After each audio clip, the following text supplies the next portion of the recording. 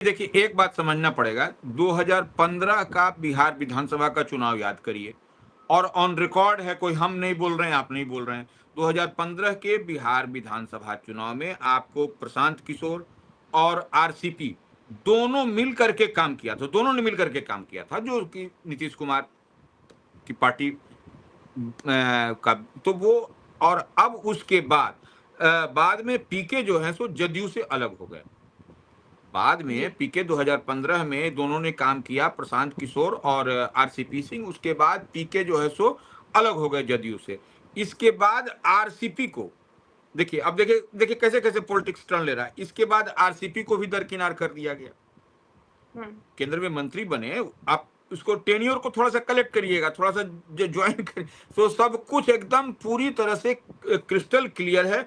और उसके बाद देखिए प्रशांत किशोर का जाना, उसके बाद आरसीपी सिंह का जेडीयू का अध्यक्ष बनना, और अध्यक्ष बनने के बाद ही नरेंद्र मोदी कैबिनेट में इनकी एंट्री होना, उसके बाद ये वो अध्यक्ष पद इनका छोड़ना, और उसके बाद से देखिए कहां से कहां, तो ये राजनीति है। और देखिए अधिकारियों, अब जो आरसीपी सिंह, जो मुख्यमंत्री आवास की बात होती है, जो प्रशांत किशोर कहते हैं, उस समय का भी आप जो पब्लिक डोमेन में है उसको निकाल के आप देखिए कि वह जो बात करते हैं कि कौन सरकार चला रहा है, कौन चला, तो यह सब यही चलाते थे, माने आरसीपी ही चलाते थे। और तो कहा भी जाता था आरसीपी टैक्स, आरसीपी हुँ। टैक्स, तो माने विपक्ष की पार्टी कहती थी, सब लोग कहता था आरसीपी टैक्स। यह हम लोग की कहने की बात नहीं है। तो यह सब कहां से और कैसे प्रशांत किशोर के साथ में अब जुड़ेंगे, अब कैसे होगा।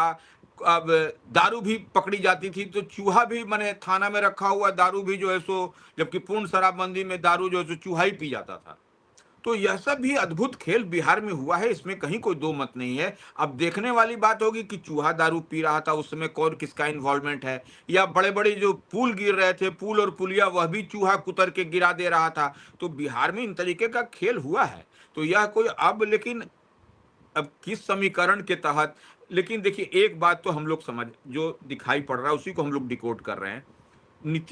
प्रशांत किशोर को भी चाहिए था नीतीश कुमार के खिलाफ मजबूत, उनके क्षेत्र में ही, गृह जिला में ही कोई दमदार आदमी, जो कि, और वह भी स्वजातीय, तो यह स्वजातीय हैं, उन्हीं के गृह जिला से हैं नीतीश कुमार के। तो ऐसे में यह मजबूत स्तंभ निश्चित रूप से प्रशांत किशोर के साथ जुड़े हैं, इसमें कहीं कोई दो मत नहीं है।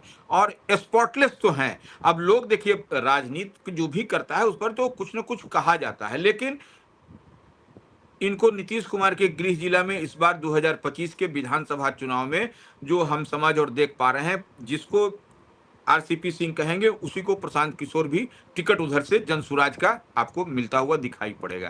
क्योंकि मजबूत पहलवान की पहचान देखिए, प्रशांत किशोर निश्चित रूप से चुनावी रणनीतिकार हैं। उनकी पार्टी, जो कि अब जो विधानसभा के उपचुनाव हुए 4 सीट पर, आपने क्या देखा नतीजा, क्या लब्बो लबाब निकल करके आया। तो कोई बड़ा बेहतर स्ट्राइक नहीं कर सके। ठीक है, हम और आप बोल रहे हैं कि बेहतर स्ट्राइक कर रहे हैं, लेकिन वैसा कोई बेहतर स्ट्राइक नहीं। हाँ, वोट कटुआ की बात जो महागठबंधन के लोग कह रहे हैं या एनडीए के लोग कह रहे हैं, वही होता हुआ दिखाई भी पड़ेगा, अनलेस और अनटिल कि जब तक ग्राउंड जीरो पर आप मजबूत पहलवान को आमने सामने की टक्कर में ना उतारे, यही होगा। और देखिए सबसे बड़ी बात है, जातीय गोलबंदी से कौन यहाँ परहेज कर सकता है। जातीय गोलबंदी बिहार, उत्तर प्रदेश, हरियाणा, जहां पर भी आप जाइएगा वहां पर जातीय गोलबंदी होती है, इसको तो कोई आदमी इनकार कर नहीं सकता है।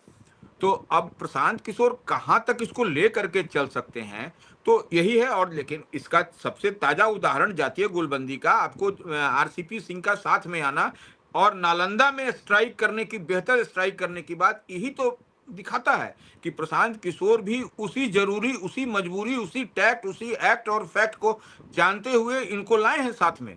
नहीं तो फिर कोई हुँ। ऐसी आवश्यकता तो थी नहीं। इनके पास कोई बहुत बड़ा वोट के जादूगर हैं और उनके पास खजाना है वोट का, आरसीपी सिंह के पास वह भी नहीं है। लेकिन हाँ, वह एक जो जोड़ देने की बात है, एक मैसेज देने की बात है जिस समाज की, तो वही आरसीपी सिंह भी को साथ में लाकर के प्रशांत किशोर ने करने का काम किया है।